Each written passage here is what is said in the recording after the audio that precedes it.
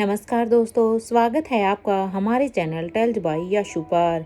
यहाँ पर आपको मिलेंगी रोचक और सस्पेंसफुल कहानियाँ। अगर आपको यहाँ पर हमारी कहानियाँ पसंद आती हैं तो कृपया करके आप हमारी वीडियोस को लाइक करें, इसको अपने दोस्तों को साथ शेयर करें और साथ के साथ अपना कमेंट करना ना भूलें। अगर आप इस चैनल पर नए हैं तो कृपया करके इसे सब्सक्राइब भी करें। आपका ज़्यादा समय न लेते हुए चलो आज की कहानी को शुरू करते हैं। पिछले एपिसोड में हम सब ने सुना था कि जब पिंकी और यश दोनों ही अब ऊपर जहाँ पर उनके दादाजी का कमरा था वहाँ पर खेलने के लिए जाते हैं तो पिंकी तो वहाँ पर जाने से डर रही थी, लेकिन यश उसका जबरदस्ती से हाथ पकड़ कर ले जाता है। यश आगे दौड़ रहा था और पिंकी उसके पीछे जा रही थी। इधर जैसे ही पिंकी अब उस कमरे के सामने देखती है तो उसे अपनी राजलक्ष्मी वहाँ पर बेहोश पड़ी हुई दिखाई देती है, इसलिए वो अब यश को आवाज लगाकर पीछे की तरफ बुलाती है। जब यश भी वहाँ पर आता है तो पिंकी अब उस बाथरूम में जाती है और बाथरूम में से थोड़ा सा पानी लेकर आकर अब राजलक्ष्मी के चेहरे पर छिड़कती है, जिससे राजलक्ष्मी अब अपने होश में आती है।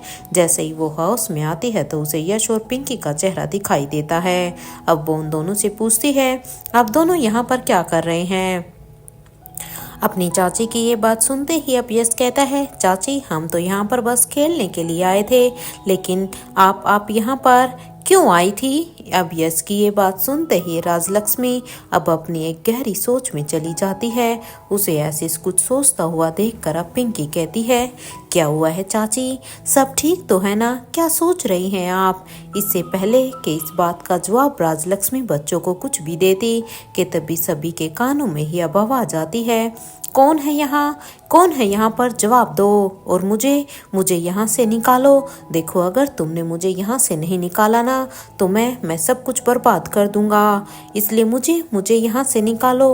अब फिर से इस आवाज को सुनकर तो अब पिंकी एकदम से ही राजलक्ष्मी को जोर का हक कर लेती है, क्योंकि पिंकी तो यहाँ आते हुए पहले से ही डर रही थी और फिर से दोबारा सेम वही आवाज़ सुनने के बाद तो वो अब एकदम से ही डर जाती है और वो सीधा ही राजलक्ष्मी से चिपक जाती है। यहाँ राजलक्ष्मी भी अब इस आवाज़ को सुनकर अब बदले में जवाब देती है, कौन है आप और कहाँ से बोल रहे हैं? क्योंकि आप तो कहीं पर दिखाई भी नहीं दे रहे हैं। अब राजलक्ष्मी की इस बात पर उसे सामने से आवाज़ आती है, तुम वाकई में मुझे देखना चाहती हो? तो ठीक है फिर देखो, ड्रेसिंग टेबल के पास एक मिरर है, तुम ऐसा करो उस मिरर को खोलो। अब उस आवाज को सुनते ही अब राजलक्ष्मी कहती है, मैं ऐसा क्यों करूंगी? भला मैं उस मिरर को क्यों खोलूंगी? राजलक्ष्मी की इस बात पर अब राजलक्ष्मी को फिर से वो आवाज आती है, अगर तुम्हें कुछ करना नहीं है तो फिर तुम यहाँ पर क्यों आई हो? निकलो यहाँ से, और हाँ निकलो मेरे घर से भी। याद रखना तुम सभी जिस घर में रह रहे हो ना वो घर मेरा है, किसी और का नहीं। इसलिए जिस दिन मैं यहाँ से आज़ाद होऊंगा ना तो तुम में से किसी को भी मैं नहीं छोड़ूंगा। तुम सब में से किसी को भी यहाँ पर रहने का कोई हक ही नहीं है। इधर ये आवाज़ सुनते ही अब राजलक्ष्मी पिंकी और यश को कहती है, चलो बच्चों यहाँ से अभी के अभी, क्योंकि मुझे भी अब यहाँ पर कुछ ठीक नहीं लग रहा। और जब वैसे भी राजलक्ष्मी ने जब दोनों ही बच्चों के चेहरे को देखा तो वो दोनों भी बहुत ही डरे हुए थे, इसलिए राजलक्ष्मी भी अब यहाँ से निकलने की ही सोचती है। और ये कहते हुए ही राजलक्ष्मी अब दोनों ही बच्चों को वहाँ से लेकर अब उस रूम से बाहर निकलकर अब उस दरवाजे को फिर से पहले की तरह ही लॉक कर देती है, जैसे शारदा इसे हमेशा से ही रखती थी। और इसे लॉक करने के बाद वह अब उस चाबी को उसी रूम में वापस से ले जाकर रख देती है जहां पर शारदा ने उस चाबी को पहले रखा हुआ था। यहाँ से निकलने के बाद जब वो यहाँ से जा रहे थे तब अब पिंकी राजलक्ष्मी से कहती है, चाची इसका मतलब ये हुआ कि बुआ फिर तो बिल्कुल ठीक कह रही थी ना, क्योंकि देखो ना उस रूम में कोई है। माना मैं बच्ची हूँ, मुझे वो आवाज़ सुनाई दी तो सबके देखने के बाद वहाँ पर कुछ भी दिखाई नहीं दिया, लेकिन चाची देखो ना बुआ को भी तो वो आवाज़ सुनाई दी थी और आज तो हम तीनों को ही वो आवाज़ फिर से सुनाई दी है, इसका मतलब उस कमरे में कोई तो है। अब यहाँ पर पिंकी की इस बात पर अब राजलक्ष्मी कहती है, देखो बच्चों, अभी आप दोनों किसी को भी इसके बारे में कुछ भी नहीं बताएंगे, क्योंकि अभी हमें इसके बारे में कुछ भी नहीं पता है। अभी बस तुम दोनों अपना मुंह बंद रखना। ये सुनते ही अब दोनों बच्चे कहते हैं, ओके चाची, या हम देखो किसी को भी कुछ भी नहीं बताएंगे, लेकिन हाँ, वहाँ पर जरूर कुछ ना कुछ तो है। यहाँ पर अब राजलक्ष्मी भी दोनों बच्चों के साथ अब वहाँ से नीचे आ जाती है और अब वो अपने रूम की तरफ जाने लगती है। इधर दूसरी तरफ भीमेश्वरी गांव में अब तक सभी की ही नींद खुल चुकी थी। महेंद्र पीरामल अब सुबह के टाइम अब अंगड़ाई लेते हुए कहता है, क्या क्या यहाँ पर अनंता जी खाना नहीं बनाती थी कि? इस बात पर अब करण गुलेरिया कहते हैं, पता नहीं वो यहाँ पर खाना बनाती थी या नहीं बनाती थी, क्योंकि देखो बाहर मिट्टी का चूल्हा तो है, इसलिए अगर बाहर मिट्टी का चूल्हा है तो वो जरूर खाना तो बनता ही होगा। क्या क्या तुझे उस चूल्हे के ऊपर कुकिंग करनी आती है क्या महेंद्र? करण की इस बात पर अब महेंद्र पीरामल कहते हैं, भाई मुझे कुकिंग चूल्हे पर तो क्या, मुझे तो किसी भी चीज पर कुकिंग आती ही नहीं है। वैसे क्या तुझे आती है? देख देख करण, अगर तुझे आती है तो प्लीज तू बना दे। मैं वैसे भूखा नहीं मरना चाहता हूँ, क्योंकि पता नहीं अब वो बूढ़ी अम्मा हमें यहाँ पर खाना ला कर देगी या नहीं। अब महेंद्र की इस बात पर अब धनंजय पीरामल कहते हैं, हम सभी फाइट क्यों कर रहे हैं खाना बनाने के लिए? चलो ऐसा करते हैं, हम पहले फ्रेश हो जाते हैं। जहाँ एक तरफ ये सभी फ्रेश होने लगते हैं तो वहीं दूसरी तरफ अभी अनिका के नाक में एक बहुत ही अच्छी महक आती है। जैसे ही अनिका को उस महक का आभास होता है तो अब वो उस महक की खुशबू से ही अपनी आंखें खोलती है। जैसे ही अनिका ने अपनी आंखें खोली तो वो देखती है कि बूढ़ी अम्मा तो वहाँ पर कुछ खाना बना रही थी। ये सब देखकर अब अनिका अपनी जगह से उठती है और अब अनिका कहती है, क्या क्या बना रही हैं आप? अनिका की ये आवाज़ सुनते ही अब बूढ़ी अम्मा कहती है, बेटा ब्रेकफास्ट के लिए तो डोसा है, सांभर है और ये नारियल की चटनी है, बट हाँ लंच के लिए सोच रही हूँ कि मैं रसम राइस बना दूँ। तुम क्या लोगी? क्या वैसे भी जो चीज़ें मैंने बनाई है क्या तुम वो खा लोगी ना? अब बूढ़ी अम्मा की इस बात पर अब अनिका कहती है, हाँ हाँ हाँ अम्मा, मुझे तो ये बहुत ही पसंद है, बस मैं फ्रेश होकर आ जाती हूँ। अब यहाँ पर अनिका की इस बात पर बूढ़ी अम्मा कहती है, ठीक है, वैसे देखो चाय बन गई है, तुम पियोगी चाय? अब बूढ़ी अम्मा की इस बात पर अब अनिका कहती है, जी मैं बस फ्रेश होकर आती हूँ, उसके बाद ही लेती हूँ। ये कहते हुए ही अनिका फ्रेश होने के लिए बाथरूम की तरफ चली जाती है। इधर कुछ देर के बाद अनिका जब फिर से वापस आती है तो वो देखती है कि बूढ़ी अम्मा ने तो चाय निकाल दी थी। अनिका अब चाय को लेकर अब पीछे के दरवाजे को खोल देती है। जैसे वो पीछे का दरवाजा खोलती है तो वहाँ बाहर का नज़ारा देखकर तो उसे सच में बहुत ही अच्छा लगता है, क्योंकि वहाँ पर ढेर सारे फूल लगे हुए थे और साथ ही कुछ वेजिटेबल भी वहाँ पर लगी हुई थी, जिन्हें देखकर अनिका को सच में यहाँ पर नेचर का फील होता है। यहाँ बूढ़ी अम्मा अनिका को कहती है, मैंने कांजी भी बनाया है, तुझे पीना हो तो बताना, मैं दे दूंगी। अब बूढ़ी अम्मा की ये बात सुनते ही अनिका कहती है, अम्मा अभी तो देखो मैं चाय पी रही हूँ, लंच के बाद मैं कांजी भी पी लूंगी। अनिका की इस बात पर अब बूढ़ी अम्मा कहती है, ठीक है बेटा, जैसे तुम्हारी मर्जी। वैसे मैं अनंता के घर जा रही हूँ, क्योंकि उन लोगों को भी तो चाय नाश्ता देना है ना, इसलिए मैं उन लोगों के लिए चाय नाश्ता लेकर जा रही हूँ। तो ऐसा करो, तुम यहाँ पर अकेली रह लोगी ना, तुम्हें डर तो नहीं लगेगा? अब उस अम्मा की इस बात पर अनिका कहती है, अम्मा आप चिंता मत कीजिए, मैं यहीं पर ही हूँ। इधर ये सुनते ही अब बूढ़ी अम्मा कहती है, ठीक है, फिर तुम जल्दी से नहा लो और हाँ बाथरूम में पानी भर देना, क्योंकि वो पानी फिर चला जाएगा ना, तो फिर हमें पानी ना होने की वजह से दिक्कत हो जाएगी। इधर अम्मा की ये बात सुनते ही अब अनिका कहती है, ठीक है अम्मा, आप चिंता मत कीजिए, मैं नहाकर पानी भर दूंगी।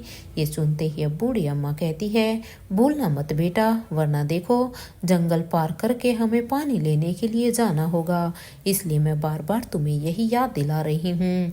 अब बूढ़ी अम्मा की फिर से वही बात सुनते ही अब अनिका कहती है, अम्मा आप बेफिक्र रहिए, आप वहाँ पर जाइए, यहाँ पर मैं हूँ ना, मैं सब संभाल लूँगी। ये सुनते ही अब बूढ़ी अम्मा अब चाय और नाश्ते को अच्छी तरह से पैक करती है और वो अब अपने घर से बाहर निकलकर अनंता के घर की तरफ जाने लगती है। जैसे ही यहाँ से अब वो बूढ़ी अम्मा गई तो यहाँ अनिका अब सीढ़ियों से ऊपर की तरफ जाने लगती है। कुछ ही देर के बाद जब वो छत पर आती है तो वहाँ पर गांव की ताजी और शुद्ध हवा उसे ताजगी का एहसास दिला रही थी। सच में अनिका को यहाँ पर आकर बहुत ही अच्छा फील हो रहा था, क्योंकि अनिका को यहाँ पर गांव का एक पूरा का पूरा वातावरण मिल गया था। यहाँ पर अनिका को अच्छा लग रहा था, वो अब सामने के नज़ारे को अच्छी तरह से देख रही थी। यहाँ अनिका अब नीचे वहाँ पर बैठकर कुछ देर तक मेडिटेशन करने लगती हैं। इधर चिड़ियाओं की चहचहाट और सूरज की रोशनी अनिका के चेहरे पर आती है तो उसका चेहरा अब और भी खूबसूरत नजर आता है, क्योंकि ऐसा लग रहा था जैसे यहाँ पर आने के बाद उसके चेहरे की रौनक और भी बढ़ गई हो। इधर कुछ देर तक अनिका अब छत पर नेचर की खूबसूरती को ही देख रही थी। जब अनिका यहाँ पर नेचर की खूबसूरती को निहार रही थी तभी अनिका की नज़र अब सामने एक पेड़ पर बैठे एक पंछी पर जाती है। उस पंछी को देखकर अब अनिका के चेहरे पर एक स्माइल आ जाती है।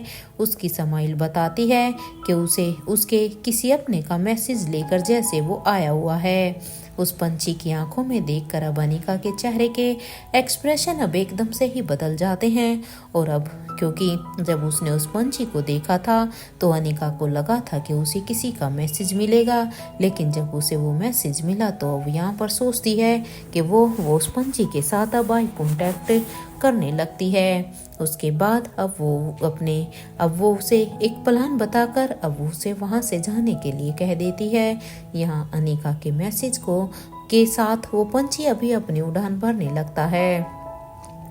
यानिका भी अपनी ही सोच में थी और अब वो इधर उधर चक्कर काटने लगती है कि तभी अब अनिका के कानों में अब जंगल से कुछ कदमों की आहट सुनाई देती है, क्योंकि अनिका के सुनने की क्षमता अब ज़्यादा हो गई थी, इसलिए अब उसके कानों में उनकी बातें भी साफ साफ सुनाई दे रही थी।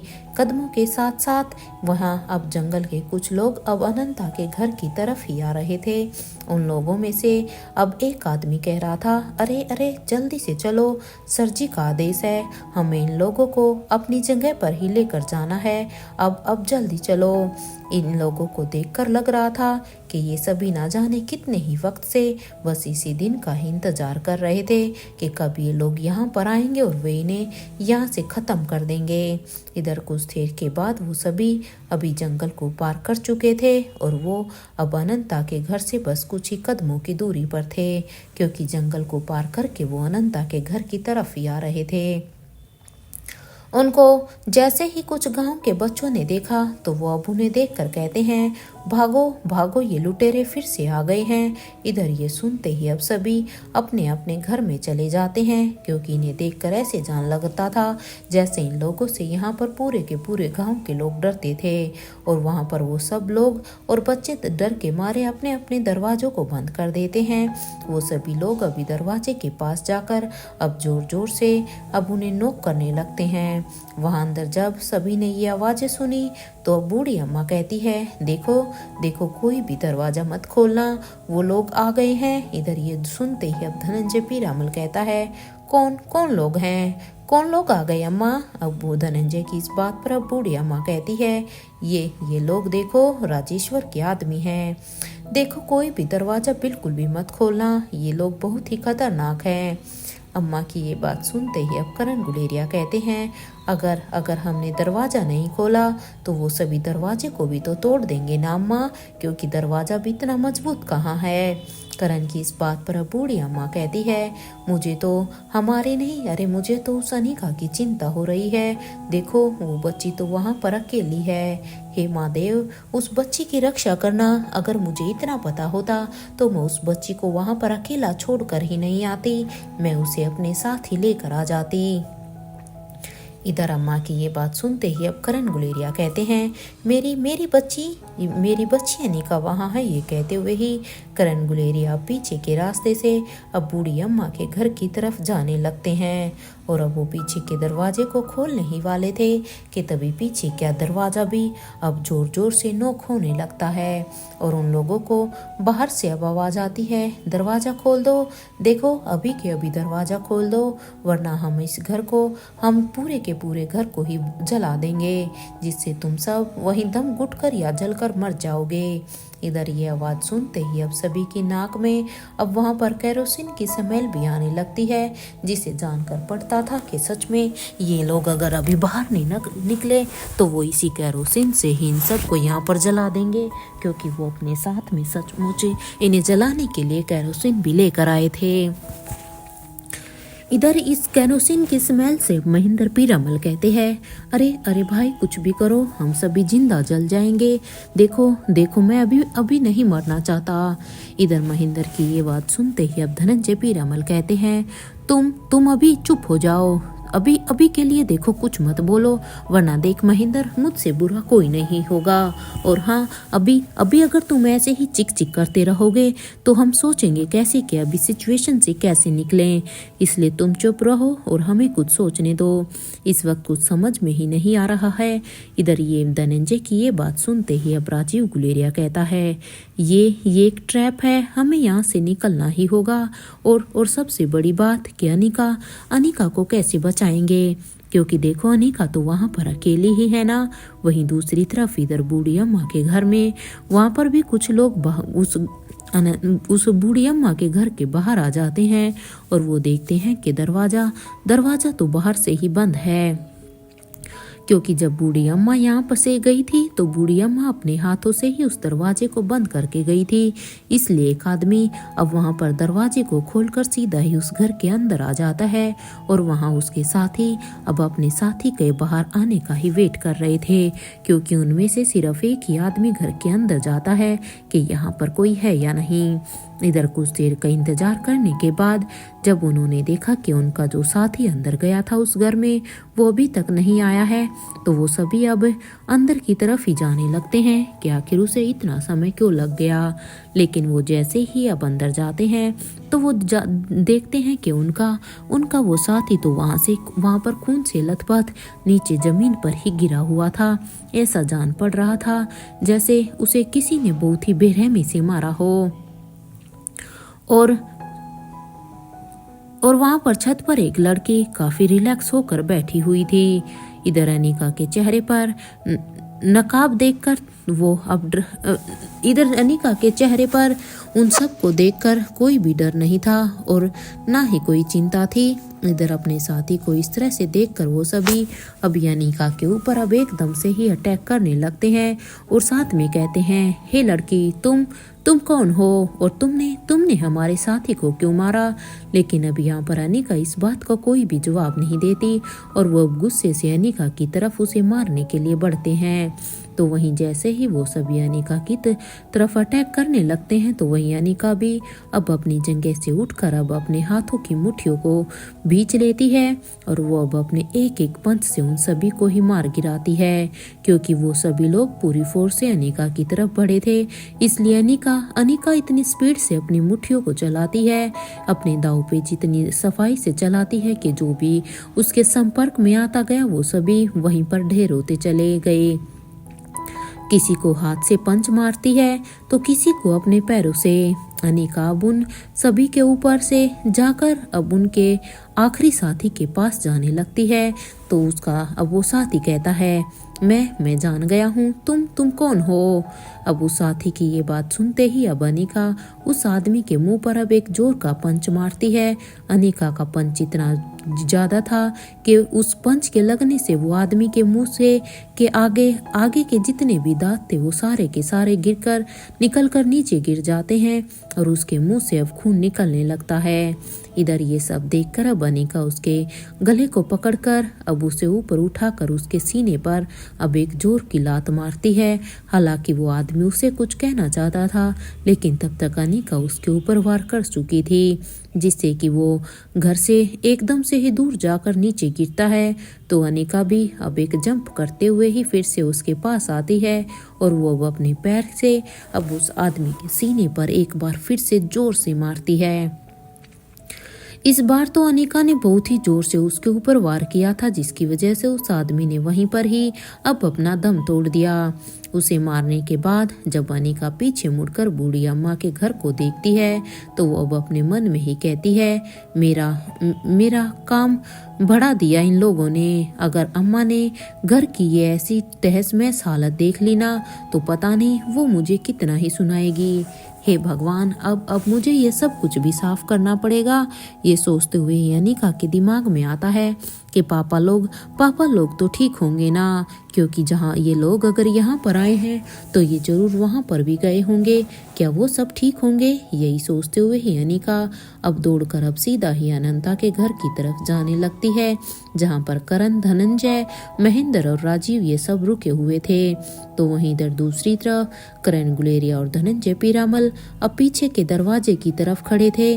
तो वहीं सामने के दरवाजे के पास राजीव गुलेरिया और महेंद्र पीरामल खड़े थे, क्योंकि ये किसी भी हालत में इसे खुद नहीं खोल रहे थे। तो वहीं निखिल अभी बूढ़ी अम्मा को प्रोटेक्ट करने के लिए वहां पर खड़ा हुआ था, क्योंकि निखिल जानता था कि बूढ़ी अम्मा शायद इस एज में वो फाइट नहीं कर पाएगी, इसलिए उसकी प्रोटेक्शन करना भी तो उन्हीं का फर्ज था।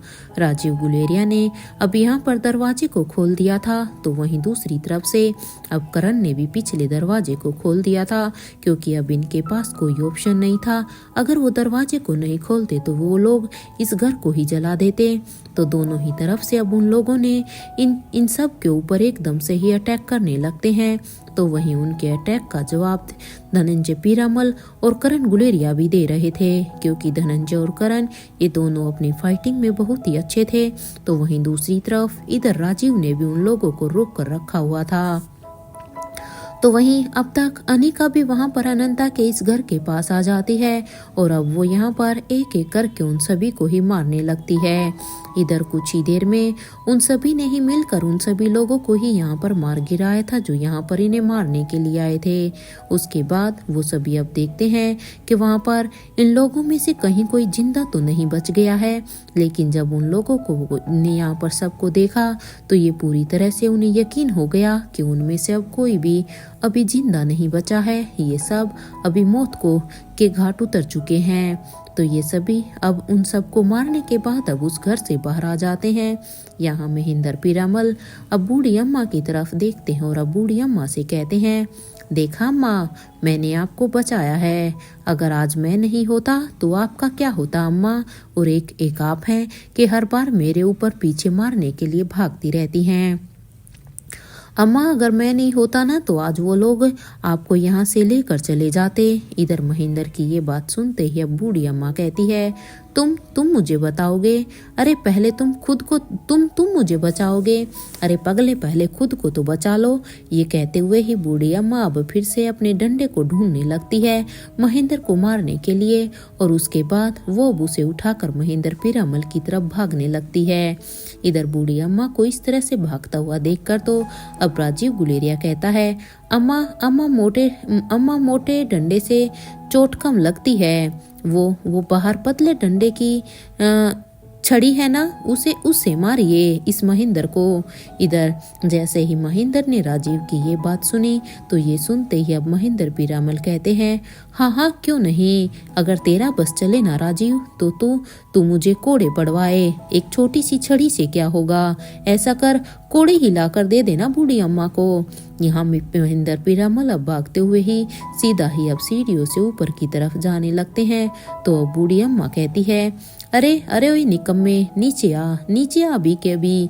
अब उसकी इस बात पर अब महेंद्र पीरामल कहते हैं, नहीं आऊंगा अम्मा, अगर आप में हिम्मत है ना तो आप भी अभी ऊपर आओ। वैसे आप आएंगी कैसे, क्योंकि आप तो इतनी बूढ़ी हो चुकी है ना। ये कहते हुए ही अब महेंद्र हंसने लग जाता है। इधर जैसे ही बूढ़ी अम्मा ने महेंद्र की ये बात सुनी तो ये सुनते ही अब बूढ़ी अम्मा अब महेंद्र पीरामल को अब घूर घूर कर देखने लगती है। तो वहीं यहाँ पर अब करण गुलेरिया और धनंजय पीरामल दोनों अब एक दूसरे को ही देखने लगते हैं। यहाँ बनिका सभी से कहती है हम सभी को अभी यहाँ पर चौकन्ना रहना होगा, क्योंकि देखो अब हम सभी यहाँ पर सेफ नहीं हैं, इसलिए हमें चारों तरफ से बड़ी ही सावधानी से देखकर यहाँ पर रहना होगा। मुझे ऐसा लग रहा है कि ये तो खतरे की अभी बस शुरुआत है, अभी तो और भी कुछ यहाँ पर होने वाला है। अनिका की ये बात सुनते ही अब धनंजय पीरामल कहते हैं हाँ अनिका बेटा, तुम बिल्कुल सही कह रही हो मेरे ख्याल से अब हमें यहाँ से चलना चाहिए, क्योंकि ये जगह अब सेफ नहीं है। यहाँ पर रहना सच में खतरे से कम नहीं है।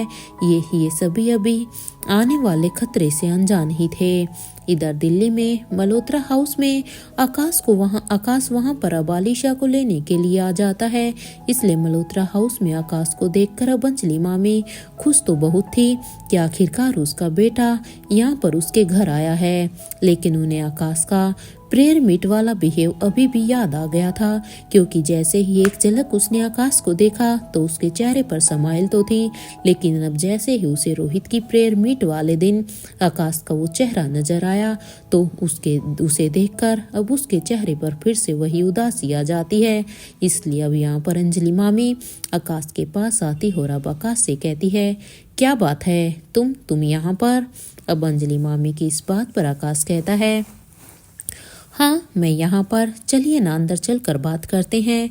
अब आकाश की ये बात सुनते ही अब अंजलि मल्होत्रा कहती है आओ अंदर। आकाश जैसे ही इधर अब वो अंदर आता है तो वो देखता है कि श्वेता प्रिंसेस लतिका को खाना खिला रही थी, तो वहीं कविन आलिशा अभी अपने फ़ोन पर ही बिजी थी।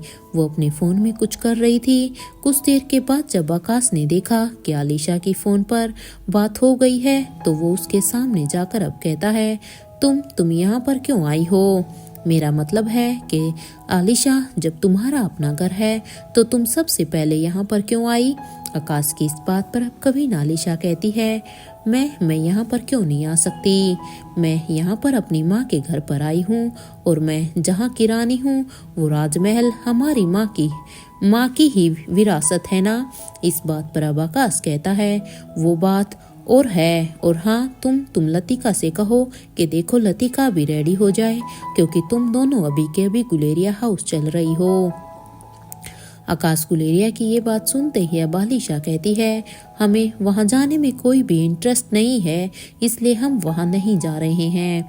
आलिशा की इस बात पर अब आकाश कहता है कि प्लीज देखो आलिशा, अपने भाई की बात मान लो, इट्स अ रिक्वेस्ट। और वैसे भी अब तक सभी को पता चल ही गया है कि तुम गुलेरिया परिवार की बेटी हो और गुलेरिया हाउस के दुश्मन बहुत हैं, इसलिए मैं नहीं चाहता कि तुम यहाँ पर रहो, क्योंकि अब क्यों तुम गुलेरिया हाउस में ही सेफ होगी, और क्योंकि गुलेरिया हाउस के दुश्मन तुम्हें गुलेरिया हाउस की बेटी समझकर तुम्हारे ऊपर अटैक भी कर सकते हैं।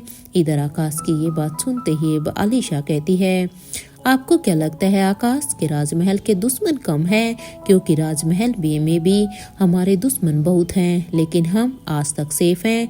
अब आलिशा की इस बात पर अब आकाश कहता है देखो आलिशा, मैं तुमसे बहस में जीत नहीं सकता हूँ, बस मेरी रिक्वेस्ट है अब चलो। ये सुनते ही अब आलिशा फिर से कहती है ठीक है फिर, अगर तुम हमें लेकर जाना चाहते हो तो हम चलते हैं। इधर ये सुनते ही अब आकाश के चेहरे पर भी एक स्माइल आ जाती है कि फाइनली आलिशा उसके साथ अब गुलेरिया हाउस में जा रही थी। और यहाँ अब कविन आलिशा कहती है लतिका पिंकी से मिलना है ना आपको? अब यहाँ पर अपनी मोम की इस बात पर अब लतिका कहती है हाँ रानी माँ, मुझे पिंकी और यश से मिलना है। इधर ये सुनते ही अब कविन आलिशा कहती है ठीक है फिर, आप अभी जल्दी से अपना मील फिनिश कीजिए, हमें गुलेरिया हाउस जाना है, क्योंकि वहां जाने के बाद ही तो आप अपने फ्रेंड से मिलेंगी ना। इधर कविन आलिशा की ये बात सुनते ही अब अंजलि मामी आलिशा से कहती है आलिशा वहां पर क्यों जाना है? ऐसा करो तुम यहीं पर ही रहो ना, तुम्हें यहाँ पर कोई भी प्रॉब्लम नहीं होगी, मैं तुम्हें इस बात की गारंटी देती हूँ। अपनी माँ का साथ देते हुए अब यहाँ पर श्वेता भी कहती है, हाँ हाँ आलिशा दीदी, आप यहीं रुकिए ना, क्योंकि देखो मुझे आपसे ढेर सारी बातें करनी है। अरे पहली बार आप यहाँ पर हमारे घर में आई हैं, तो देखो हमें भी आपके अतिथि सत्कार का थोड़ा सा तो समय दीजिए ना, हमें मौका दीजिए ना। और वैसे भी यहाँ पर ढेर सारे फंक्शन के टिप्स मुझे आपसे लेने हैं, तो प्लीज़ प्लीज़ आप अभी यहीं पर ही रुकिए। इधर श्वेता की इस बात को सुनकर अब कभी आलिशा कहती है, हम यहाँ पर सिर्फ देखो अंजलि को इन्हें ही छोड़ने के लिए आए थे। रात में हमें पेरिस के लिए भी निकलना है, तो हमारा वहाँ, क्योंकि पेरिस को हम ऐसे अकेला तो नहीं छोड़ सकते, हम वहाँ की रानी है, इसलिए रात तक हमें वहाँ पर जाना जरूरी है। और यहाँ आलिशा अब कहती है कि देखिए हमारे पास जितना समय था उतना समय हम यहाँ पर रह चुके हैं, इसलिए अब बस उतना ही समय हम एक बार गुलेरिया हाउस में भी रहना चाहते हैं। उसके बाद फिर रात को तो हम यहाँ से निकल ही जाएंगे। इसलिए यहाँ पर आलिशा की ये बात अब यहाँ पर इन सभी को भी सही लगती है, क्योंकि आलिशा यहाँ पर ज़्यादा देर और नहीं रुक सकती थी। इसलिए अब आलिशा सभी से मिलकर अब अंजलि मामी के घर से सीधा ही अब आकाश के साथ गाड़ी में बैठ जाती हैं, और वो अब अपने कमांडर इन चीफ से कहती हैं कि चोपर को आप तब तक गुलेरिया हाउस में लेकर आ जाइए। इधर रानी साहिबा की ये बात सुनते ही अब कमांडर इन चीफ भी कहते हैं, जी रानी साहिबा आप वहाँ पर पहुँचो, मैं तब तक चोपर को भी वहाँ पर ले आऊँगा।